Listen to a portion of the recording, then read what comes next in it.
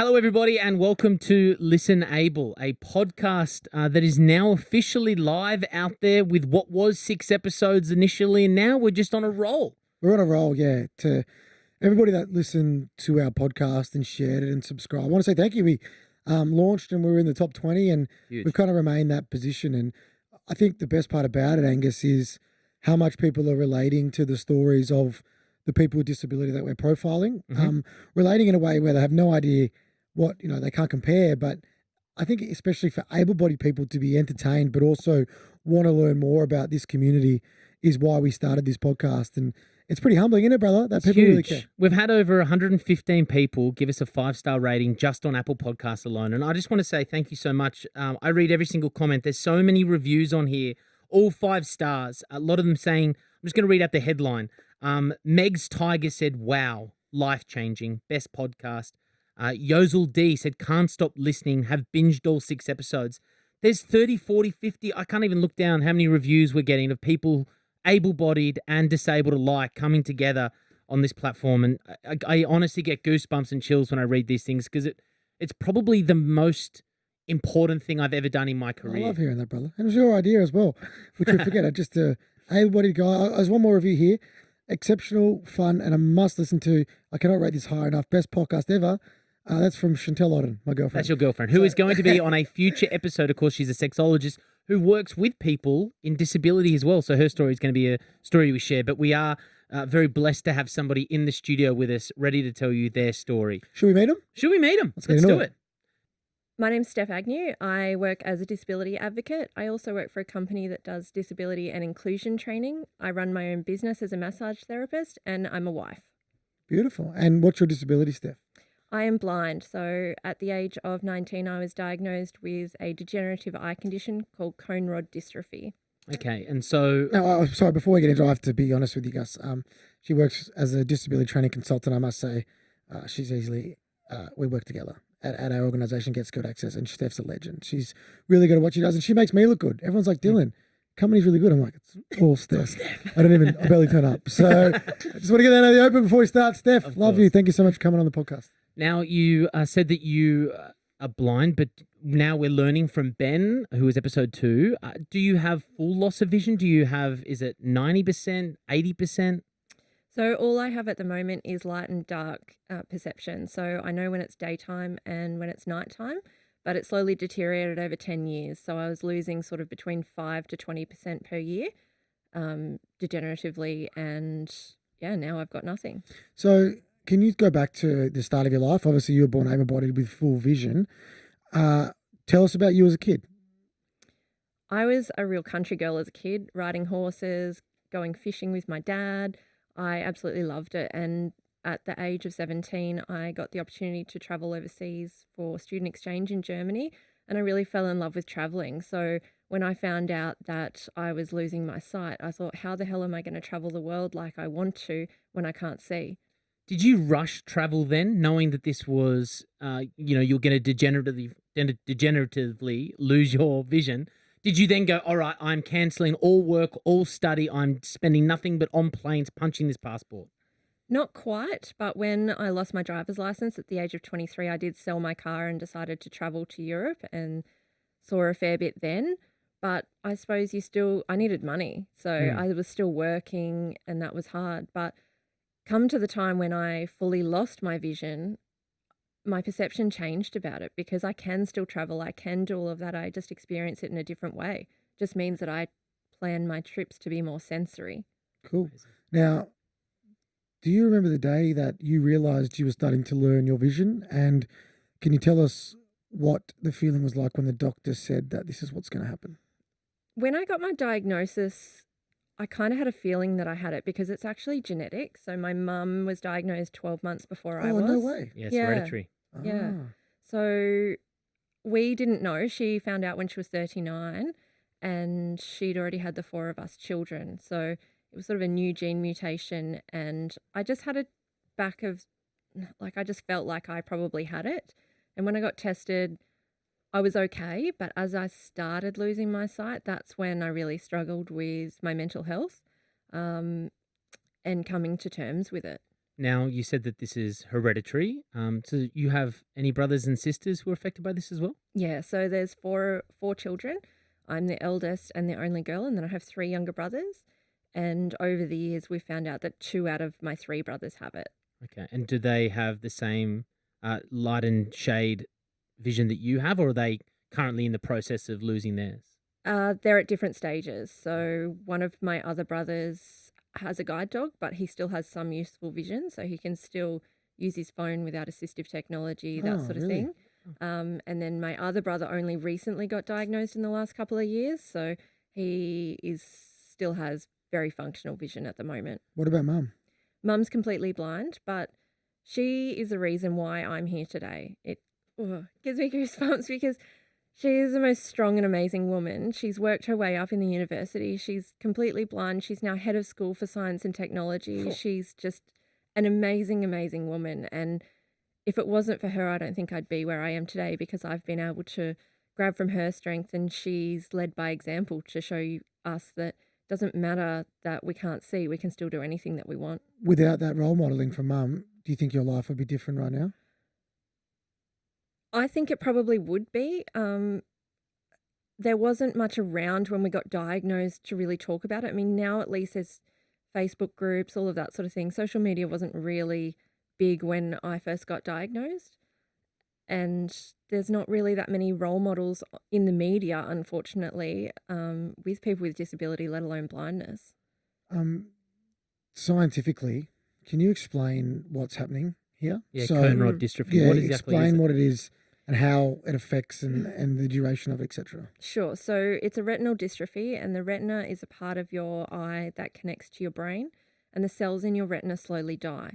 So the retina is what I believe controls your light sensitivity, but also the images that go from your eye through to your brain.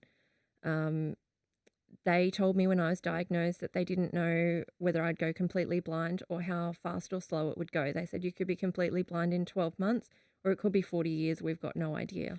And I think that's what I really struggled with the most. It was like a ticking time bomb. I didn't know when it was going to happen. We hope to share everyone's story with a disability or affected by disability on this podcast. We don't see an end date for this, but obviously so soon after chatting to Ben, I guess we're in the first initial episode, we were talking about kind of getting a varying range of disability, but yours is so different to Ben's story. Of course, Ben went blind overnight. Yours has been a timeline of events, plus your family being involved. And one thing, because it's hereditary, a question that I wrote down about this was, and it's a tough question to ask you, have you ever asked your mum if she has guilt about passing this on to you and your brother and brothers? It was only last week that we were talking about it, actually.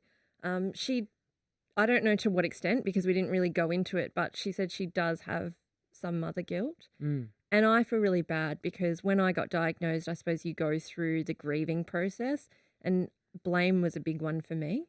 And even though she didn't know that she had it, I blamed her for about 12 months. I was horrible. Mm. And I feel so awful for that because it wasn't her fault. And interestingly enough, and as controversial as it might be, I have obviously had to really think about, I've always wanted a family. I've always wanted to be a mum. And I've had to really think about whether I would have children because of the risk of passing it on. So at the moment, they've done some genetic studies with us, but they can't figure out what genes it is. So they can't quite figure out what the percentage of what it would be to pass on to my children. But over a few years, I made the decision before I even met my husband that I would be okay with having children naturally, because I feel like my life is still just as valuable and just as good as anyone else's. Yes, I can't see, but I'm not in pain. I'm not dying. There's so much research going around, and I mean, I'm living a successful life. That'll be the highlight clip of this podcast. That'll Yeah. be out on socials. Of course, That that's statement amazing. right there. Can you take us, Dylan and I, and everyone listening, into a behind-the-scenes conversation with your husband about that? What are the kind of conversations you're both having around that children, current day, 2020? Well, I'm not on the pill. Hey! All right. We So also have to give a shout out to your husband, Rob, who Rob's a is legend. very high up in the Highway Patrol in Victoria, in Melbourne. Is that correct? He's the in big Highway Patrol. I don't know if you'd say he's very high He's the up. big dog. He's one of the big bosses. Just before we talk about that chat, is it true? Do you know what Rob looks like? No, I have no idea what he looks like. At what stage of you losing your sight did you meet Rob? So I was using a cane, and I still had some shapes and shadows, so I know what his outline looks like, but I didn't have the visual acuity to be able to recognise or see faces. It was all just blurry. So. Okay, so if Rob puts on weight, though, you can pick up on that. You're like, hey, I can see the shadows getting a little larger here, Rob. Not now. Lucky him. How does Rob describe himself to you? There's someone he compares himself to. He jokes that he looks like Bradley Cooper. Always. But do you know what Bradley Cooper looks like? Yes. Okay, well, that's a good reference His point reference then. then. Okay. But I know Exactly. he's lying.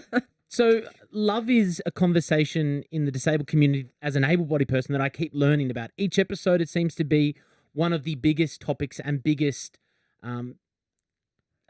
toughest Yeah, for moments sure. for someone who is disabled. And hurdles for some people as well. How did it go for you? Because we've had people who don't, previous episodes, think they're worthy of love because of their disability. Did you have those sort of thoughts, and how did you overcome them? Absolutely, I did. I thought, who is going to want to be with someone who's going blind? I had a couple of partners that were okay with it. And then I remember being at a point where I could still hide it to a point I wasn't using a cane, and I was still a little bit in denial, and I'd been seeing this guy. I think I'd seen him we had like 4 dates or something. And on the 5th date, I said to him, look, I just wanted to let you know that I have this condition. I'm going blind. And he said to me, oh, that's all fine. That's no worries. And he dropped me off at home after our date. And he's like, I'll talk to you tomorrow. And then he ghosted me. What a fuckhead. Yeah. So that just But can really you- escalated my fears. I mean, Dylan had a word there to describe that, but can you sympathise with that? I mean, a little bit that maybe it was a little bit too much for him as an able-bodied person to deal with that. I mean, Dylan obviously pretty angry about that being ghosted, but on the other flip side, do you see that reality for them? I do, but I think that the reason behind it is that people just don't know. It's the misconceptions around disability. That's why we're here, baby. Yeah. So I'll add to that as well. That's why I get so angry. You are going someone with for 5 dates, they really like you, and then one comment or one thing you tell them completely changes the way they think that, and it's always about that disability. So that person discarded 500 good things about Steph they liked, and then one thing immediately cancelled out those 500 things. On the weight that should have on a relationship, it isn't that high. Do you know what I mean? If someone I don't disagree with you. I'm just saying, can we see the other side? that's the explanation from our point of view. Makes sense. But I always say, because I've happened to me and my friends, stuff them. It's their loss anyway. But also, I can understand that because it's not for everyone. But I guess it's just the delivery in that. So to go on 5 dates and then ghost makes you feel worthless, doesn't it, Steph? Absolutely. There's a way to go about it if it's not comfortable for you. And it's just, I would be like, fair enough, mate, if you're not keen. But you got to do it in the right way. Making someone feel worthless because of their disability is a tough pill to swallow. Yeah. Hence why of my F-head relationship, my F-head comment. Fuckhead. Beep. Beep. You've seen the world, Steph. What are some of the images that you most miss? My nephew's face. I was living in Darwin when my brother and sister-in-law told me that they were pregnant with their second child, and I moved back to Armidale in New South Wales to be there sort of for the birth and everything like that. And that's an image that's just stuck in my head, absolutely. And also Santorini and Mykonos in Greece. Like I had so much fun traveling there, and it's just so beautiful. Yeah. So that's what you miss. What do you wish you could see? Definitely, if we have a baby, like my baby's face. Yeah. So, and I think Ben said the same thing. And it's, if I had 5 seconds, I would want that. Maybe Rob holding your baby. That'd be a great What image. about- to look Nah, at. he'll be right. What about when you look across your desk at work, none of your co-workers? Don't care. Now, Angus, you're sitting on the other side of the desk. Steph and I are sitting on the same side. And I just know how much you're going to hate this, but there is a beautiful little creature at my feet. who is probably being a bit of a naughty boy because he has his collar on, but he's pretty much licking my toes, resting his head on the bottom of my foot. Who is this with us today? This is Rocky, my guide dog. All right, now Another key point and difference with Ben as well, who only uses the cane. Well, a lot of people are vision impaired, different ways to get around. And I want to touch on this, Angus, because the concept of guide dogs amazes me. It really does, just from how they're trained, which you can maybe talk about, and how you meet one, and I guess the relationship that you forge together, because he's a rock star, isn't he? Is that why it's called Rocky? Because everybody loves him. But what it enables you to do is incredible. It is. It really is. And I was not keen on getting a guide dog at first. I've never really been a dog person unless I could get a little fluffy thing that fit in my handbag. Kardashian style? Yeah. Gotcha. But I went for a trial walk with another dog that was in training. And I remember at first I was like, I don't like this. I can't feel what's on the ground, because with a cane, you obviously have the ball on the cane and it gives you the feedback of what's on the ground. Whereas with the dog, you have to completely trust the dog. Oh, that's so interesting. I didn't think of that. God, so fearful. I've closed my eyes and walked a street as like a radio prank once. And I remember the apprehension of trying to push things away from my face that weren't there. Even though I knew that there was nothing there, I was like swatting away tree branches that didn't exist, taking steps for gutters that I knew were 20 meters away. That apprehension... Wow. So the cane does that for you? It does. Like, it gives you the feedback of what's on the ground. And so I have to lift my feet a lot higher with Rocky, because if there is a bit of a uneven surface and it's not that uneven, I'm not going to get that feedback from the handle. But once I turned the corner with this dog, I sort of just relaxed into it and I just took off down the street. And Rob said he'd never seen me walk as fast as that or as confident as that. And I remember crying at the end of it, but crying tears of happiness because I felt like I was going to get my independence back. It's amazing. Yeah. Now let's talk about Rocky as guide dogs as a whole. When you reach out, or do guide dogs come to you and ask if you're interested in an animal? Is there a trial of like 5 dogs before you pick Rocky as the one? Sure. So you have to contact guide dogs to see if you're eligible. You need to have certain routes and a few other things, and obviously not a fairly active lifestyle, but you obviously can't have a guide dog and never leave the house. You then go through a matching process with the dog. So I say it's a bit like being on Tinder. So I swiped left on about 4 dogs before Rocky. Did you have your heart set on a black Labrador, which you have? I did. Okay. But funnily enough, I don't regret Rocky at any point, but black hair on cream carpet apparently is just not good. Guess what? Not your worry. Not your problem. Absolutely not your issue.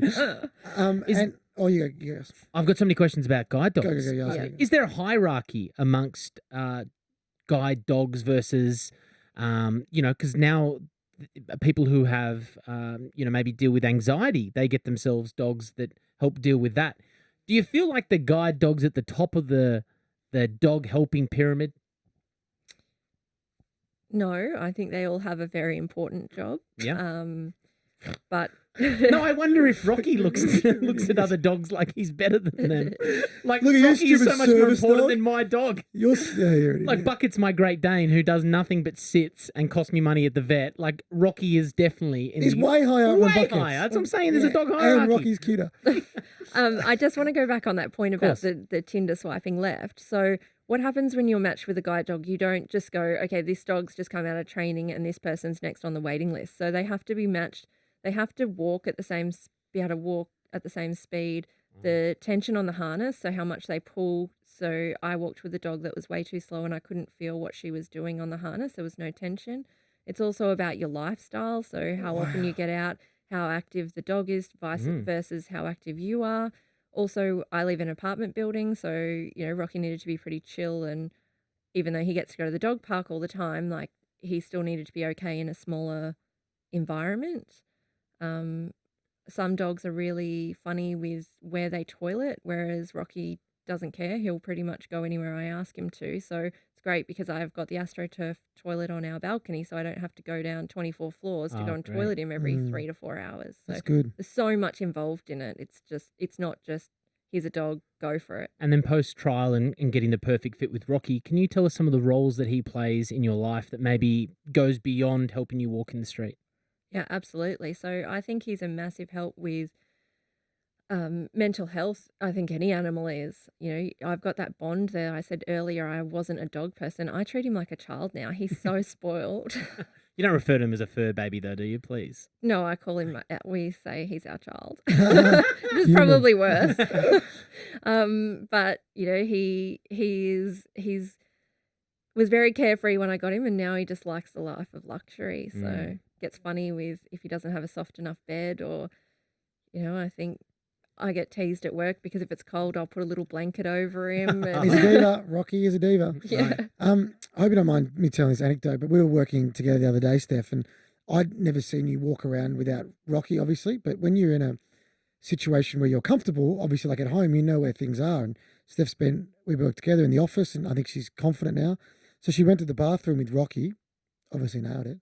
And then she went to the bathroom without Rocky because she's like, I know this. And I was like, wall, bang, walk into the wall, chair, table. Like, it was like, it just showed, like, it plays a massive role, doesn't it, for you to get around? Yeah, so that day I was using my cane. So sometimes it's quicker just to use my cane rather than harness him back up and all of that sort of thing. And I thought, I can do this. But learning an environment with a dog is completely different to learning an environment with a cane. And, you hear that crack that Dylan was hearing because I'm hitting everything with the end of my cane, which is great because I'm not fully running into it. Rather the cane than your nose. I obviously would have laughed more if it was no cane, but that's not. We're not here for your enjoyment. This isn't a comedy show, Dylan. Not quite that confident yet. I don't use a cane at home though. Okay, so that's what I was going to ask. So you can get around, okay, because you know where everything is. Now you're talking about the collar. Now I need you to just finish once and for all. Hopefully our listeners never, ever do this again because of when you have a guide dog. Obviously, I just said to our friend at the studios here, my friend Steph's coming. She's got a guide dog. Oh my God, guide dog, can I pat it? It's like the number one question. So can you explain to us the difference between when the harness is on and when the harness is off? Absolutely. So when the harness is on, the dog is working. So you cannot touch it. Don't interact.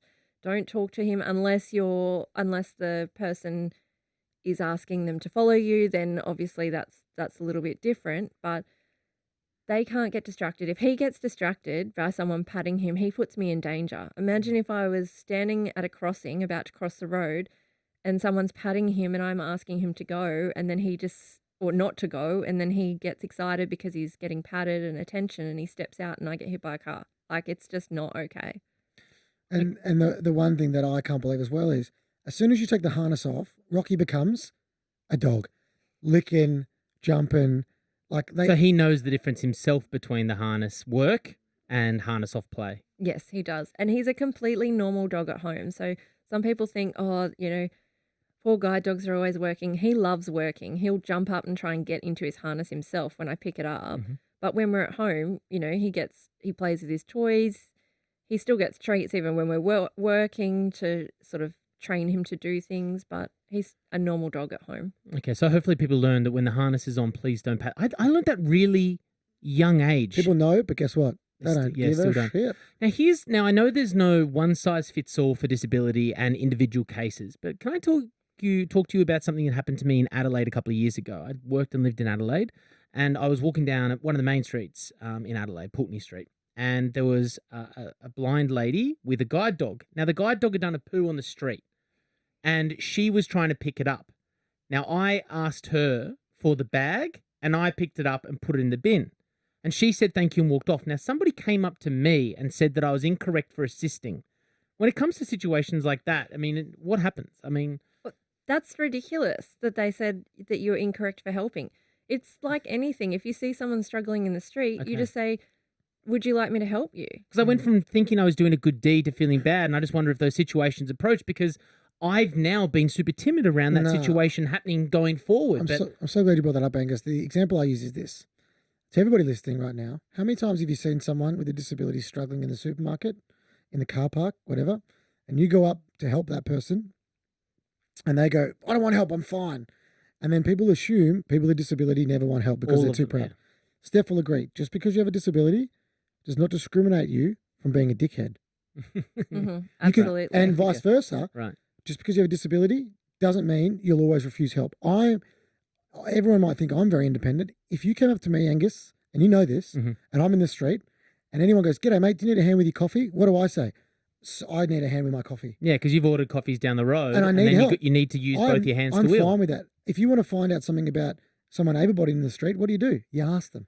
So it's the same way with a disability. As long as you do it with the right tact, and I reckon you'd agree, Steph. Yeah. Because I thought the person... It's just having the right intentions. You know, Yeah. if it's coming from a good place, then absolutely ask. Because the person whose guide dog it was, the lady who was blind, she was like, "Thank you so Exactly much," right. because she was clawing at the ground nowhere near where the poo was. Yeah.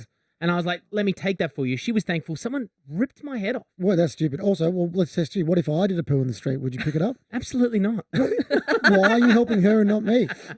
One case doesn't fit Are all. you serious? You would be a dickhead in that instance.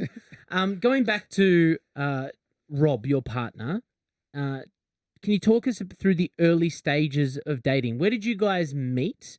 How early into it was he aware of your condition? Is it a condition? Disability.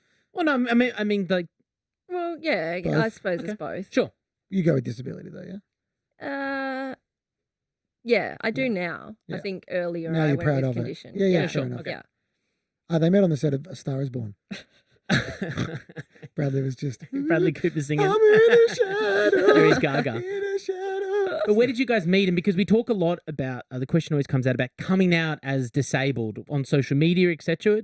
Was it immediate for you? Did Rob know the first time he met you that you were going blind or blind? He did actually, because I had just started using my cane. Ah, right. So we live still in the same building. He was actually my next door neighbour, direct next door neighbour. We're Wow. only our doors were only 1.5 meters apart, and for 18 months we'd lived next door to each other, and we'd never met because he was working shift work and I was 9 to 5. Yeah. And we went to a building function, and he was introduced to me, and I was down there with my cane, and immediately he was hitting on me, and I'm like, I'm not interested. Go away. But the second time we met, he tried it on as well, and then started running around after me and feeding me wine and food and whatever I wanted. And I was like, I could get used to this. Brilliant. And what about for you physically? Are there any traits that you were looking for? Does Rob have to tick any physical trait for you? Not anymore. I think it's different with chemistry now, though, that I've noticed. Like, I never really thought about that. Like, I feel like chemistry is both, but not being able to see someone. And I know you guys talk a lot about, well, not a lot, but some people talk about sex on the podcast. But you imagine, like, if you're in the mood and you give your partner a look, that's not part of it anymore. It's almost got to be direct.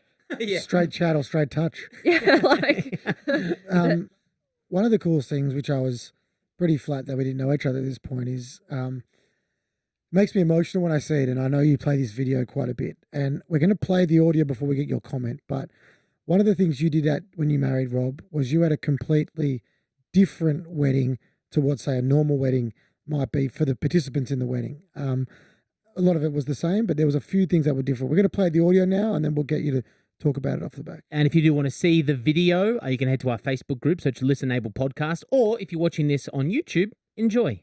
You ready to get married, sweetie? Yeah. Cue the music. Yeah, go. Okay, Just do it. Bring it down low for me. And then just take one big step forward. And the cicadas, the cows, and silence. When we lose one of our senses, the others become heightened, which allow us to experience something as beautiful as these vows in a totally unique way. Today we get to experience that in Steph's way. From the start, you inspired me with your strength, dazzled me with your beauty, and challenged me with your wit and intellect. I'm so lucky to have found a man that adores and cherishes me so much, and I couldn't imagine my life without you.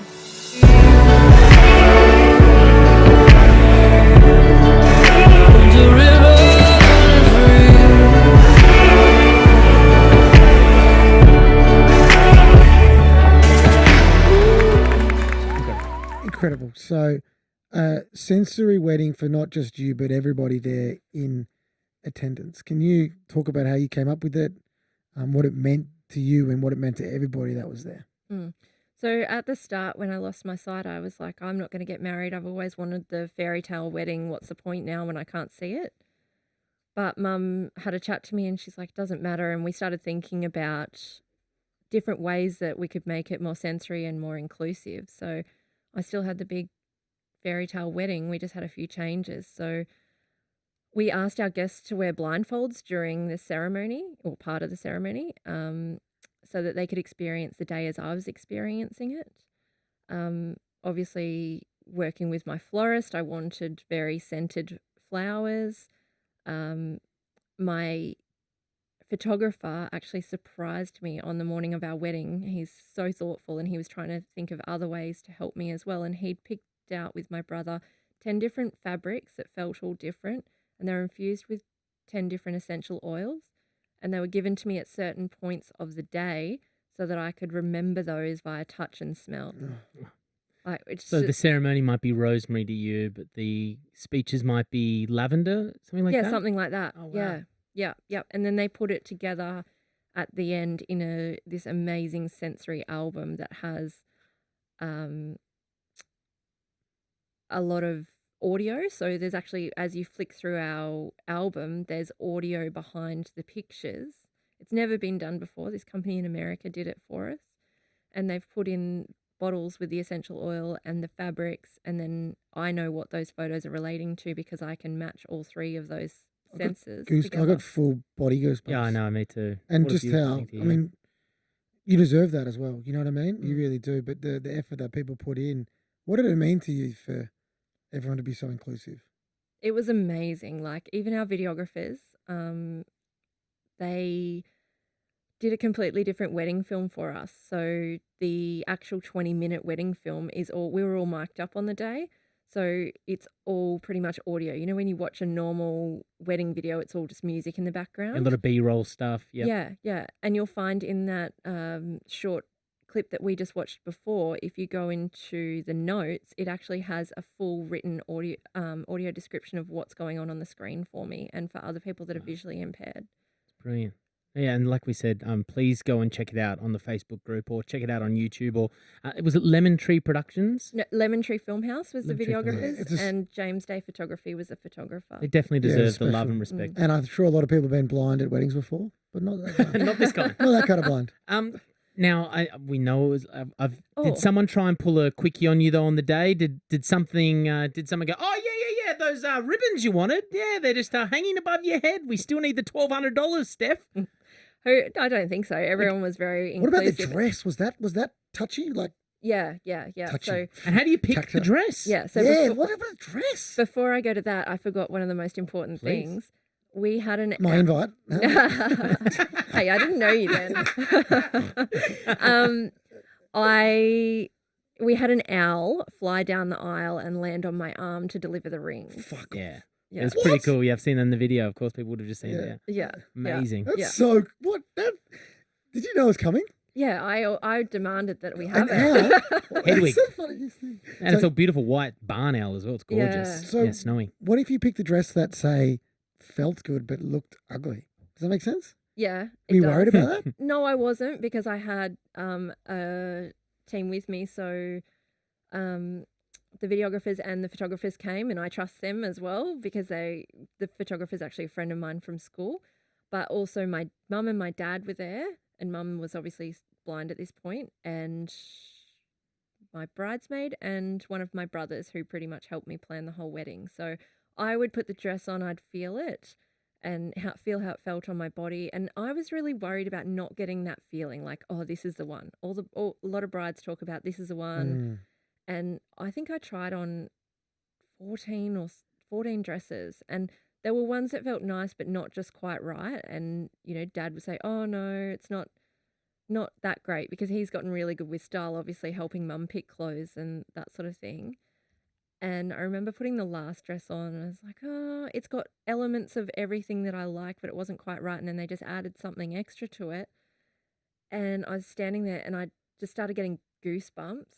And I'm getting goosebumps now talking about You it. are, and you can see on your face, Steph. Yeah, it's lighting up. How Yeah, much it and my means to whole you. face lit up, and I was like, holy shit, like, I got the feeling and I can't even see myself. Like, it's mad. Yeah, it's amazing. That's awesome, and I mean, an inspiration to brides out there everywhere. You know what I mean? Like Yeah. it's, and grooms and families. Like it's such a special day, and I think it's so important to be inclusive of all values and whatever anyone can do, so everybody can be involved in events like that. And it just shows when you ask questions and be inclusive how much it means to people like you and I, Steph, doesn't it? Yeah, To be and included. just because you can't do something the same as everyone else doesn't mean you can't do it a little bit differently. Well said.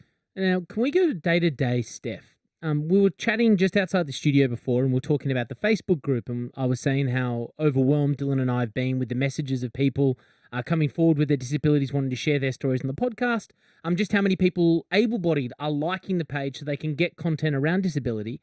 And you said, I haven't checked it out yet. Now, what does the internet? How do you check out our Facebook page without being able to see it? So Oh, I know where this is going. Steph's going to rail me after this, but continue. thanks for reminding Yeah, me. this is bad for you and I, Angus. But go on, Steph. There is a thing called screen readers, and even on a phone, there's something. So my iPhone is called VoiceOver. So whatever I touch on my phone will actually read it out to me. Great. So I'm able to see what's on the screen. So read my emails, work, everything like that. So it's great. I know somebody actually made a comment online. I'd written something about an app, and they're like, "Oh, you can't see her dress, but can use her phone. Doesn't make sense." But this is what assistive technology is all about these days. Like, we're so lucky to live in the world that we do, because I can still access everything pretty much that's in digital format. But there's one thing that I can't access, guys. Go on, hit me. And this is valid, and you're going to be educated, Angus, as well. I'm nervous. You guys don't use alt text on your Instagram posts. Can I give an example? Like, if the three of us put a photo up, Angus, the caption would be like, "Great to have Steph in studio," full stop. Sure. But what's going on in the photo, Angus?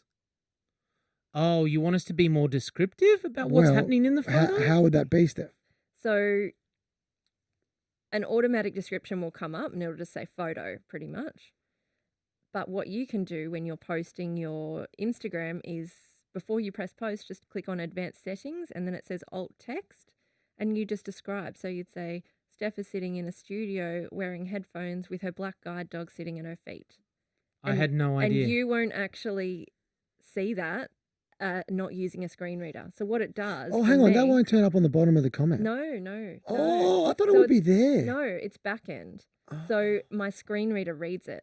So it says photo, and then we'll just say what I just said, and then it'll read your caption. So we can put some secret messages in there for you and the blind community. I actually have a girlfriend who has a private account, and she writes the funniest Like alt text for me. Creepy, sexy stuff. Yeah. Oh, that's loose. You know, here's a photo with my boss. I love him and the employees I work with. And then the alt text, this guy's a real douche. Don't believe the comments. But you know, like it's so true. Like, you know, if I'd win a tennis title or something, I'd just be like, "Thank you, everyone. I'm so happy." And you'd be like, "What's he talking about?" Yeah. And they'd be like, "Guy in a wheelchair holding a trophy," or whatever it is. Now, Steph, I'm just going to leave the studio. You guys keep chatting. Can I go get your bag? Do I have permission to bring it into the studio so we can see what screen reader looks like and sounds like? Absolutely. Okay, I'll be back in a sec.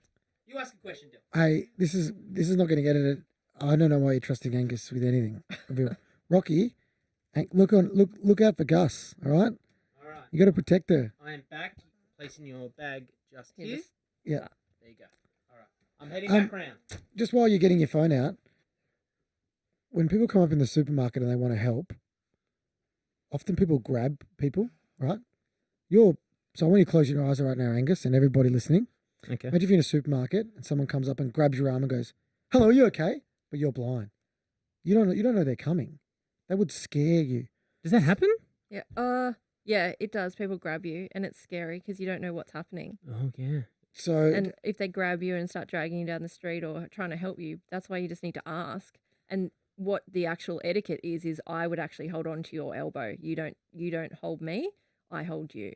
very good. There are some really interesting, And people just want to help. Of course. But they just don't know. If you touch people, This it's is like what it's getting all a about. fight. The It's like getting etiquette a for fight. able-bodied people. That's what this whole process is about. I swear, I'm under my armpits right now. There is a bit of sweat because I'm so scared about using the wrong terminology with our guests. And you know what? I know I'm gonna make mistakes, but I honestly stress every time we're in the studio because I want to spread the right message. And we but, would break you. Yeah, you would. I will snap you in half. But Rob, your husband, led you up the staircase to our podcast studios before, and I witnessed him you followed from his elbow down to his hand to the stair rail. Correct. And there's little conversations like he was telling you about the steepness and the sharpness of the steps and a quick right U-turn to another staircase flight. So there is ability or help that you can still give day to day. I guess it's more about, like you said, not touching, not being physical, but asking first, right? That's the key to this. Absolutely. Yeah. Okay. Yep. Give me some of that. All right, we're Give on me the some- screen. What's it called? Oh, it's called voiceover on my phone. Okay. Will it play out What- loud or only in what- your headphones? No. I'll take it out in a minute. What do you want? Just anything. I just want to hear what it says. God, I'm under pressure now. Photo by Steph Agnew, 1 of 4. Photo is a side shot of Steph and Rocky walking down the runway in dress rehearsals. Image. Wow. So it's as Three-finger simple swipe as left that. or right to see more. And then if I Like swipe Pin Insights. down, Button. Promote. Like. Comments. Liked by Kate on the underscore. Steph Agnew walking the runway last week in the 2020 So it's Mission reading my Fashion Show caption. as an And guess what that caption was? Can I get that again? You walked the runway at Melbourne Fashion Week. I Yeah, you Yeah. did. Hang on. Was that a humble brag? Oh, let me just go on this Yeah, photo. let me just choose this Let me specific just choose this photo. photo. You Oh, knew. I'm a model. You knew, Steph. Yeah. Well, that's amazing. We're so glad that these assistive technologies are coming through. And, you know, we're putting this on YouTube or on our Facebook group so the people who are hearing impaired can read the captions. So we're trying to be super inclusive. Yeah, which is great. And going forward, we're going to include alt text into all of our captions so you get a greater picture about what we're doing and what we're looking like. Steph, I promise. Thanks so much for teaching us that. That's so important to I us. promise I'll do alt text. She yells at me all the time. I will hold you to account. I get yelled at, Gus. I have one more request before you leave, Steph. Sure. Can you take the harness off Rocky for just a minute after this so I can have one pat with that beautiful boy next to you? I'll do that for you. Amazing. Oh, Rocky, I'd run, brother. I love Gus a is a dog. crazy dog, man.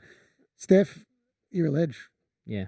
Really. I really appreciate you coming on, sharing your story and all the work you do in the space as well. And like, I made the joke about you modeling in Melbourne Fashion Week. That's amazing. You know what I mean? And yet Rocky was there as well with you and keep doing what you're doing and have some bloody kids because you'll be a great mum. And I mean that. Thank you. Before you go, Steph, we do have a bowl of uncomfortable. This is where people send us questions, whether it be in our Facebook group or on our YouTube in the DMs, where people don't have the comfortability to ask that person in public or straight to their face, but maybe they do behind a keyboard. Now, these aren't necessarily keyboard warriors or trolls. These are questions that people feel uncomfortable asking. The one that we got today is, are you fully capable of like taking care of yourself? I pretty much am, but the thing that people don't think about and I didn't even think about, and it might be a bit uncomfortable for you guys, That's why we're here. Okay. is I don't know when I have my period.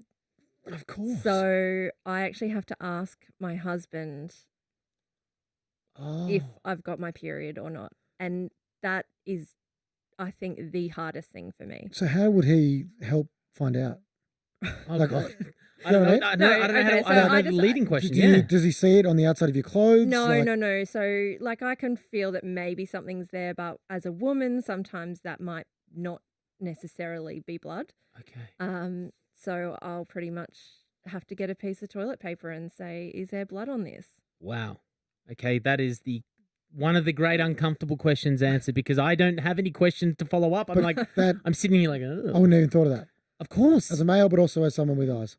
When was and- the first time into the relationship that you had the courage or, to ask him for that? Because that's an uncomfortable question to ask your husband, or probably Yeah. at that time your boyfriend, your partner. Yeah. So it probably would have been after we were married. So when I went off the pill, because obviously with the pill, I can regulate it yeah. and I